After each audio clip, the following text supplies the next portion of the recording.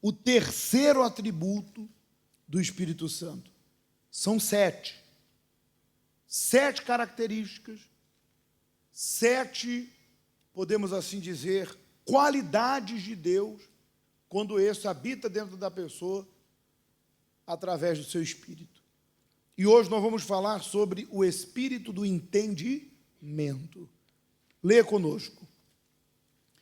Tal qual na sabedoria, existe o nosso próprio entendimento e o entendimento de Deus. Ou seja, o entendimento humano e o entendimento que abrange tudo, que é qual? O espiritual. Não é por acaso que logo ao seguir a sabedoria, a virtude do Espírito Santo que se segue seja o entendimento.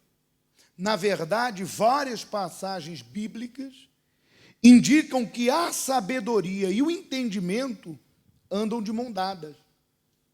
E tem um versículo que fala a esse respeito. Diz a sabedoria: tu és a minha irmã, e o entendimento tu chama de teu parente. O entendimento está relacionado com a capacidade de pensar e de compreender tudo a ver com quê? Com razão. Exclui por completa a emoção. Na verdade, se permitirmos que os sentimentos ou a emoção interfira na nossa capacidade de compreender ou de interpretar, o mais certo é o nosso entendimento sobre determinadas coisas ou assuntos ficar o quê?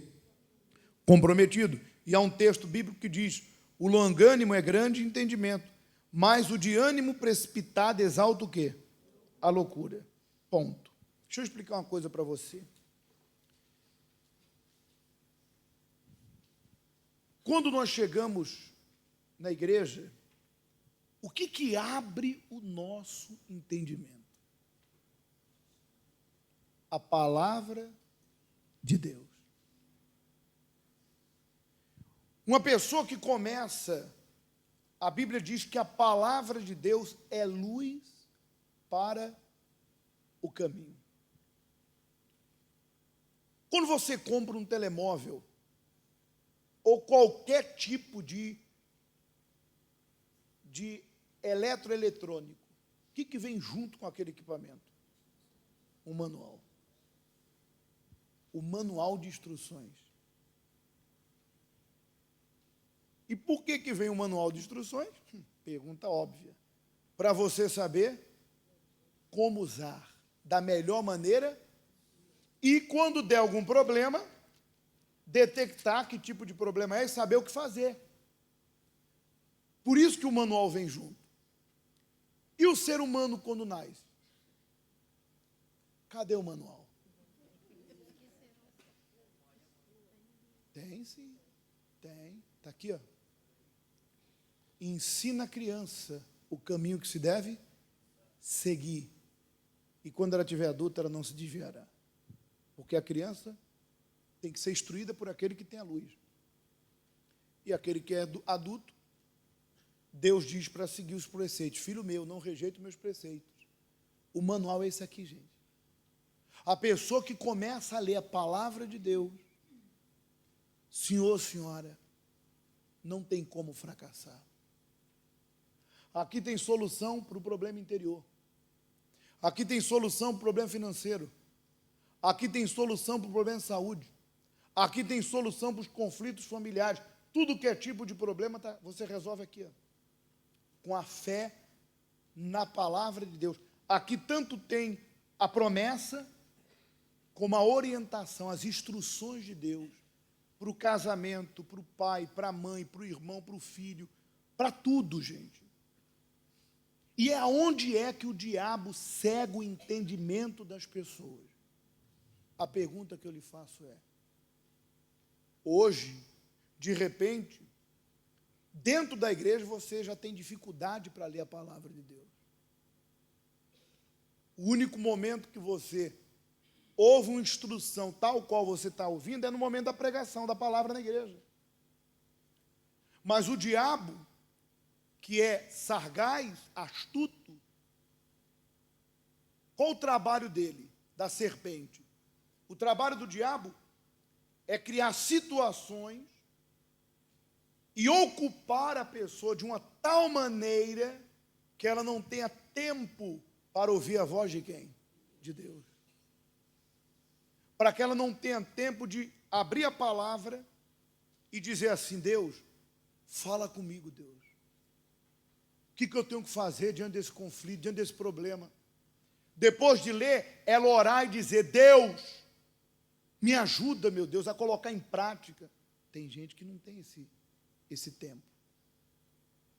Mas de quem é o tempo? É nosso. Deus me deu 24 horas do dia, Deus lhe deu 24 horas do dia. Quem é que administra esse tempo? Somos nós. Somos nós que administramos. Então, quem é que tem que fazer o seu tempo? Sou eu. E quando a pessoa não tem tempo para Deus, ou para as coisas de Deus, ela deixa de ouvir a voz do Criador, aquele que sabe de tudo que é melhor para mim. E aí a pessoa fica o quê? Cega no seu, ela anda assim, ó, empurrada por um problema para cá, aí outro problema empurra ela para cá, aí outro problema empurra ela para cá, aí alguém chama ela: vem cá, fulana, vem para cá, ela vai para cá, e ela vive aí perambulando, de um lado para o outro, e para cada lado que ela é jogada, às vezes ela toma um tombo e cai. Mas a palavra de Deus é luz. Eu duvido que você que tira um tempo para buscar a direção de Deus, tal qual está sendo dada, que você tira um tempo para falar com quem? Eu duvido, senhora, senhor, que o diabo vai te enganar. Eu duvido que os teus problemas vão te afastar de Deus. Eu duvido que o diabo vai te colocar contra Deus, porque um probleminha surgiu aqui, outro probleminha surgiu ali. Problema vai surgir até o último dia da vida. E eu não tenho que pautar a minha vida em Deus por causa dos meus problemas, das minhas conquistas. Mas sim porque Ele entregou a vida aonde? Por mim, pela salvação da minha alma. Então, o trabalho do diabo ela não pode ler a palavra, ela não pode falar com quem? Porque ela vai ser cega. Antes de conhecer a palavra de Deus, meu entendimento era cego. Antes de entrar por aquela porta, meu entendimento era cego. O que eu pensava da vida? Vida é sorte ou azar. E eu só tinha azar. Olha a mente. Sorte ou... Outra coisa que o cego de entendimento pensa: felicidade é um destino. E, infelizmente, eu estou destinado a sofrer. Isso foi colocado dentro da minha cabeça pelo diabo. Então, eu carregava essa ideia. Se as coisas acontecessem bom, tive sorte. Se acontecesse ruim, tive azar. Se as coisas caminhassem para um lado, é meu destino. É meu destino comer o pão que o diabo amassou mesmo. É meu destino nunca ser feliz no amor. É meu destino sofrer. É meu destino. Mas quando essa luz brilhou, como está escrito aqui, não vos conformeis com esse século, mas transformai-vos. Deus está dizendo que quem vai transformar minha vida? Eu. Eu. Não é um casamento, não é um parente, não é um amigo. Eu. Transformai-vos pela renovação da vossa mente. Quando a luz brilhou, a minha mente se abriu. E eu entendi: peraí, tem nada de sorte nem azar. Minha vida é resultado da minha entrega, da minha fé, das minhas decisões. Eu sou produto da minha decisão. Eu não sou produto do azar ou da sorte, do destino, da cruz, do karma. Eu sou produto das minhas decisões. E eu lembro muito bem que quando eu comecei na fé, minha mãe foi junto, mas ela não permaneceu na fé. E eu lembro que uma das coisas que me segurou com Deus foi usar essa inteligência, esse entendimento. Quando nós íamos no bruxo, incorporava lá o espírito do Zé Pilintra, da Pombagira, no pai de santo, na mãe de santo, o diabo lá dentro é Deus. Ele é adorado, ele pune.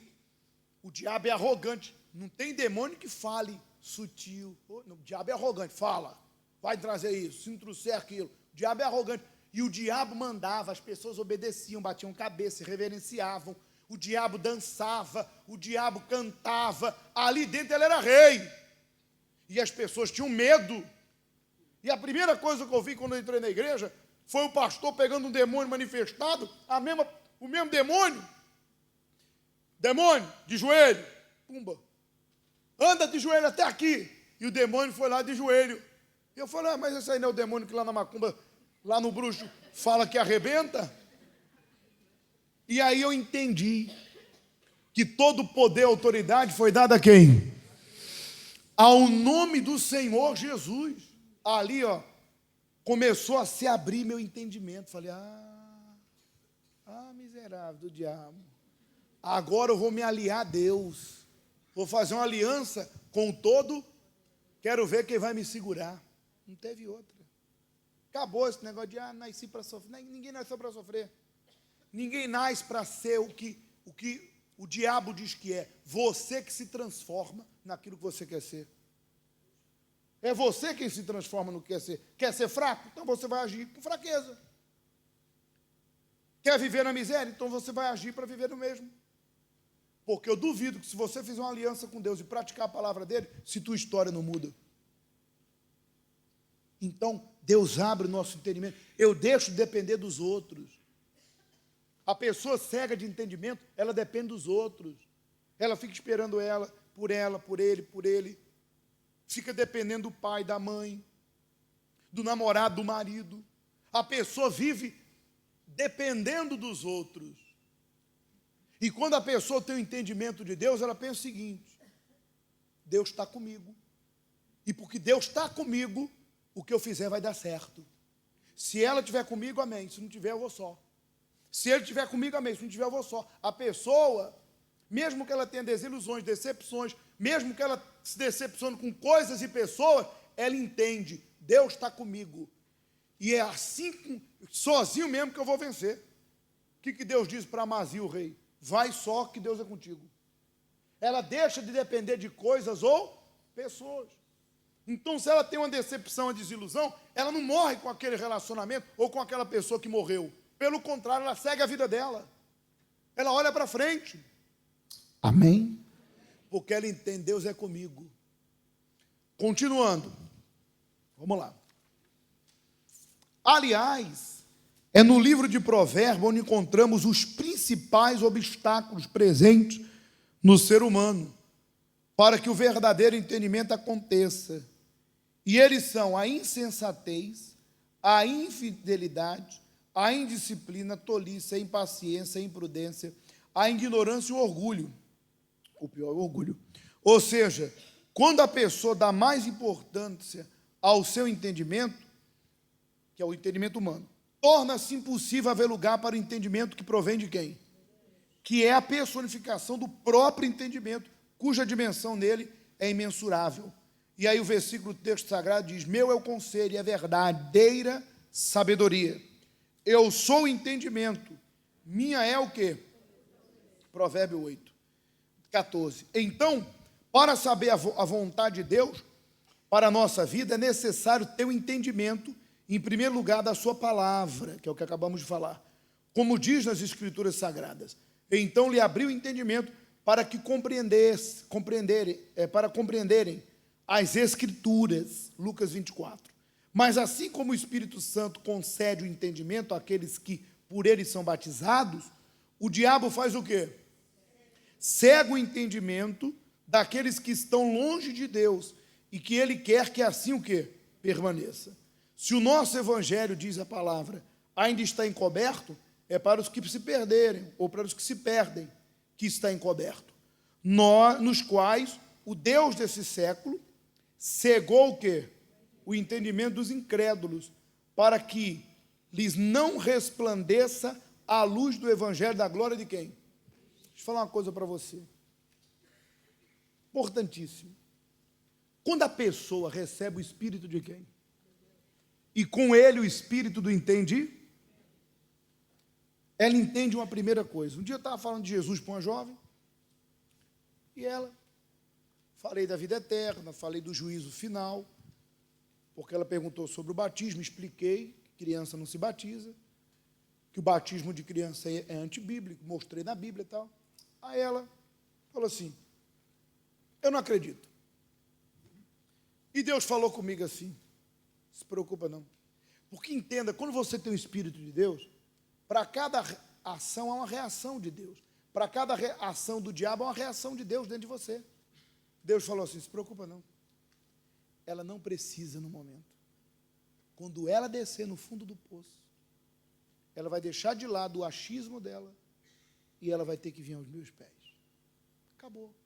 Então, quando uma pessoa rejeita, está rejeitando a mim. Está rejeitando a quem? E se ela rejeita, porque naquele momento ela acha que não precisa. Mas eu pergunto, quem aqui veio para a igreja por amor a Deus? Quem aqui de vocês, de todos nós, viemos para Jesus por amor a Deus, por amor a nossa alma, pela nossa salvação? Quer que eu diga? No meio de 1000 tu encontra um, que veio com medo do inferno. Mas todos nós viemos porque, como disse o diabo, lá no livro de Jó, pele por pele o homem dará pelo que tem. Nós viemos para livrar a nossa pele. Essa foi a verdade. Que pele é essa? Casamento, saúde, filho, pai, mãe, irmão, angústia, tristeza. Nós viemos para Deus operar o milagre e livrar a nossa pele, que não tem nada de errado, Ele prometeu. Mas nós só viemos porque estávamos na pior. Mal. Atormentados. Então, até nisso o Espírito Santo faz você entender. Você deu um convite, chamou alguém, ela não quis. Não se preocupa não. Cedo ou tarde, ela vai precisar. Mais cedo ou...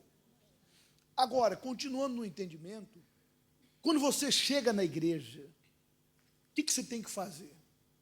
Dobra o joelho no banco, faz uma oração na poltrona aí, fala assim, meu Deus, usa o teu servo para falar comigo, usa a boca dele para falar comigo. Fala comigo, Jesus, em tudo que for falado na reunião, do começo ao fim. Por quê? Ali diz que Satanás cega o quê? Até dentro da igreja. Lá fora você não vai ouvir a voz de Deus, salve se você fizer o que foi falado antes. Separar um tempo para buscar quem? Mas dentro da igreja, o diabo trabalha para que a mente da pessoa fique desligada da palavra. Eu lembro de um demônio que o bispo libertou a senhora e perguntou para a senhora assim, o que o bispo estava falando quando a senhora estava sentada? Eu não lembro. A senhora estava onde? Eu estava ali. A senhora não lembra? Não. Não lembra o que eu preguei? Não. E não é isso que acontece muitas vezes dentro da igreja? Você acabou o culto, pergunta para a pessoa lá na porta, o que o pastor pregou? Ah, aí começa a enrolar. Pregou a Bíblia. Ah, não diga, sério? Aí começa. Mas pregou o que da Bíblia? Coisas maravilhosas. Começa a enrolar. Mas que coisas maravilhosas? Coisas de Deus. Não, não diga, sério? Por quê? Porque enquanto a gente estava pregando, o Deus do mundo, que é a preocupação, é o problema, as coisas de fora, o diabo começa a jogar pensamentos. E a pessoa está ali, o barro está ali, que é o corpo, mas a mente está o quê? Está rodando. Está preocupado no amanhã, está preocupado com a janta, está preocupado com a hora, está preocupado com o carro que está ali na esquina, se alguém passar vai arranhar o carro, está preocupado com o filho que está lá na escolinha, está preocupado com o neto. Então o pastor está ali, a pessoa está olhando, a cabeça está o quê? Voando. Quem trabalha assim é o diabo. Ele começa a jogar pensamentos para tirar a pessoa da palavra, para desligar ela da palavra de quem? Por quê? Porque a palavra de Deus só faz efeito quando entra. Por exemplo, agora nós vamos buscar, vamos participar da ceia. Se a palavra entrou, desde o começo até agora, você vai se quebrar, vai se humilhar, vai buscar. Mas se você estava desligada, você vai ficar lá só, de boca fechada. De repente repete alguma coisa que o pastor fala, mas quando a palavra entra, ela causa um efeito, ela causa um arrependimento, ela faz a pessoa enxergar onde que ela tem que mudar, o que ela precisa fazer para mudar, para ser morada do Espírito Santo, para ter uma nova vida. Então ali a pessoa se entrega, ela derrama a vida dela na busca. Então sempre que você vem à igreja, não precisa, se quiser ir até o altar, vai, mas aí mesmo na cadeira, fala: Deus, usa o teu servo para falar comigo. E amarra todo o diabo que ele me pediu de ouvir a tua palavra. Amém? Graças a Deus.